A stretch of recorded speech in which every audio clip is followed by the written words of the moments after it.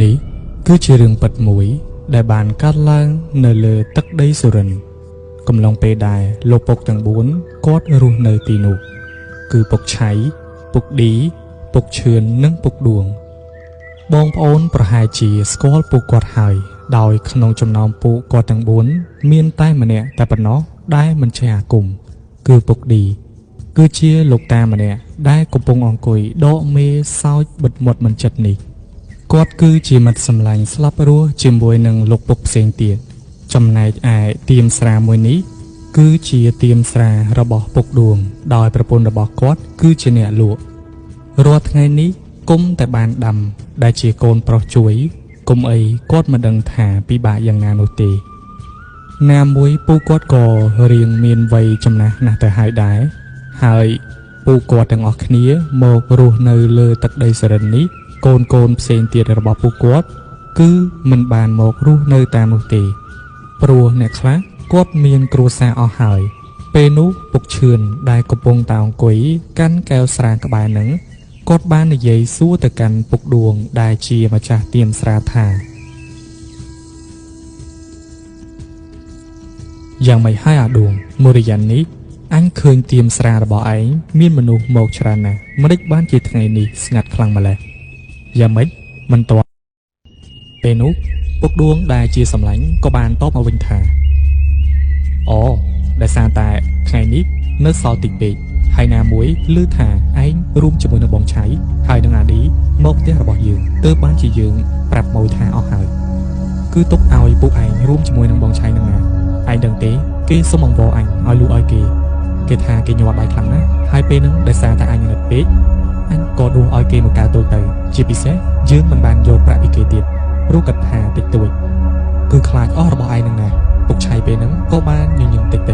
រួចក៏បានតបទៅវិញមិនអីទេបងលើកក្រោយបងអាចលូឲ្យគេបានកុំដល់ថ្នាក់នឹងពេកអីខ្ញុំក្រែងចិត្តខ្លាំងណាស់ចាំមើលកូនខ្ញុំអាខុនវាមកពីព្រៃវិញបើវាបានសត្វព្រៃខ្លះចាំខ្ញុំយកមកផ្ញើ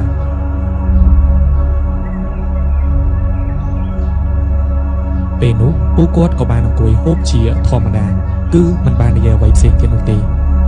ហើយអ្នកភូមិខ្លះដែលបានដើរកាត់នេះក៏ចេះតែចោលភ្នែកសម្លឹងនិងញញឹមដាក់ពូគាត់ដោយសារតែអ្នកដែលនៅទីនេះអ្នកណាក៏គេស្គាល់ពូគាត់ដែរ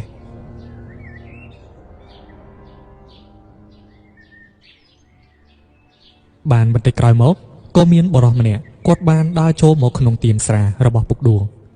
ហើយគេចូលមកនេះមិនមែនមកទិញស្រានោះទេគឺគេមកសួររកផ្ទះរបស់គ្រូឈឿននិយាយអញ្ចឹងខ្ញុំសូមរំខានបងបន្តិចបានទេតើបងស្គាល់ផ្ទះរបស់លោកគ្រូឈឿនដែរឬក៏អត់បើសិនជាបងស្គាល់តើអាចប្រាប់បានទេថាផ្ទះរបស់គាត់នៅទីណាតើបងរកខ្ញុំមានការអ្វីដែរមែនទេមិនបាច់ទៅរកឯណាទេគឺខ្ញុំកំពុងអង្គុយនៅទីនេះហើយបរិសម្នាក់ហ្នឹងនៅពេលដែលបានជួបពុកឈឿនគេពិតជាសប្បាយចិត្តខ្លាំងមែនទែន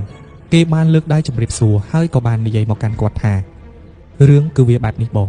ពេលនេះភូមិរបស់ខ្ញុំកំពុងតែជួបរឿងចម្លែកគឺចេះតែមានមនុស្សបាត់ខ្លួនខ្ញុំកំពុងតែជួបរឿងចម្លែកគឺចេះតែមានមនុស្សបាត់ខ្លួនជាពិសេស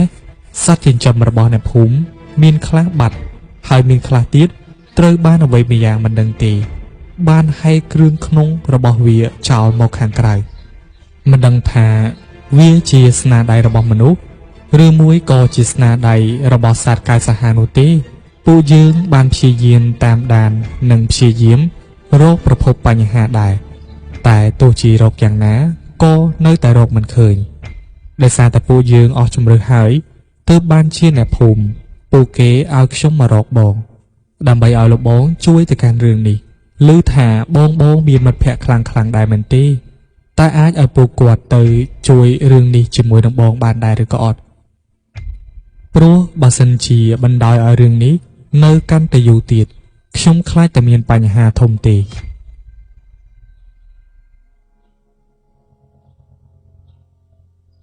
ពុកឌីគ្រាន់តែឮបែបនេះក៏បាននិយាយទៅកាន់បរិសនោះថាកុំភ័យអីរឿងអញ្ចឹងពួកខ្ញុំធ្លាប់ជួបច្រើនមកហើយគឺពួកយើងតែងតែដោះស្រាយបានកុំភ័យអីចាំពួកខ្ញុំជួយ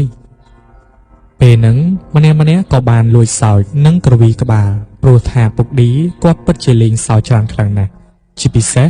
គាត់ថែមទាំងអួតគេទាំងដែលរាល់ដងគឺជាលពុកទាំង3នោះទេដែលគាត់ជាអ្នកដោះស្រាយចំណែកឯពុកឌីវិញគ្រាន់តែឮសំឡេងខ្លានឹងរត់បាត់ស្រមោលឆឹងបាត់ទៅហើយគុំថាឡើយឲ្យគាត់ទៅដោះស្រាយឬមួយក៏ឲ្យគាត់ទៅកំចាត់សត្វកាចសាហាវអី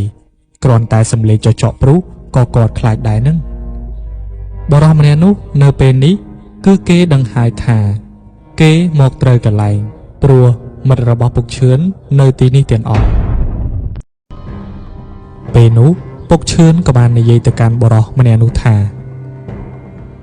មិនអីទេថ្ងៃស្អែកចាំមកម្ដងទៀតមកដោយសារតែពួកខ្ញុំមិនតាន់បានរៀបចំខ្លួន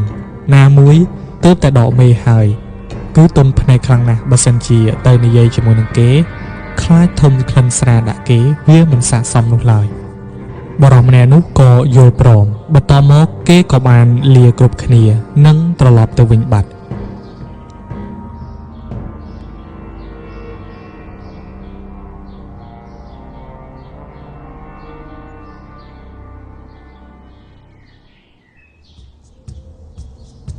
លុះរហូតដល់ថ្ងៃស្អែកព្រឹកចូលមកដល់គេពិតជាបានមកទាមស្រារបស់ពុកឌួងម្ដងទៀតពិតមែនហើយពួកគាត់ទាំងអស់គ្នាដែលកំពុងតែឈរចាំនេះក៏នាំគ្នាដើរសម្ដៅទៅភូមិនោះតែម្ដង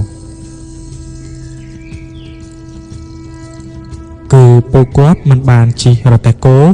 ឬមួយក៏ជិះរទេះសេះអីនោះឡើយគិតថាវាមិនចាំបាច់ណាមួយឮថាភូមិរបស់គេនៅក្បែរនេះដែរទេគ្រាន់តែពួកគាត់មិនស្គាល់ផ្ទះថាគេនៅកន្លែងណាទើបបានជាចង់ឲ្យគេមកជួយនាំផ្លូវគាត់បែបនេះដើរបណ្ដើរបរិះម្នាក់នោះក៏សួរមកកាន់ពុកឈឿនថានិយាយអញ្ចឹងលោកបងអ្នកភូមិរបស់ខ្ញុំសុទ្ធតែជាអ្នកអត់ហើយគ្នារបស់បងខ្ញុំអញ្ជើញមកច្រើនបែបនេះសង្ឃឹមថាបងមិនប្រកាន់ទៅចុះពុកឈឿនពេលដែលគាត់ស្ដាប់សម្ដីរបស់គេរួចគាត់ដឹងថាតាមពិតទៅគឺគេនិយាយក្នុងន័យផ្សេងគឺគេចង់និយាយរឿងប្រាក់កាក់ពុកឈឿនដោយសារតែគាត់យល់សាច់ការគាត់ក៏បានតបទៅកាន់គេវិញថាមិនអីទេពួកខ្ញុំសុំតែបាយ3ពេលគឺបានហើយជាពិសេសគឺស្រាកុំឲ្យខ្វល់ឲ្យសោះបរិះម្នាក់នោះគ្រាន់តែឮបែបនេះគេរំភើបស្ទើរស្រក់ទឹកភ្នែកពេលនេះគេបានឮផ្ទាល់ត្រចៀកហើយពីមុនគេធ្លាប់តែឮពីចចាមរាមថាក្រុមរបស់លោកពុកទាំង4ពេលដែលគាត់ទៅជួយអ្នកភូមិណាម្នាក់គឺពួកគាត់មិនដែលយកសគុណឬតនិបពីគេនោះឡើយពួកគាត់ពិតជាមនុស្សល្អកម្ររកបានពិតមែន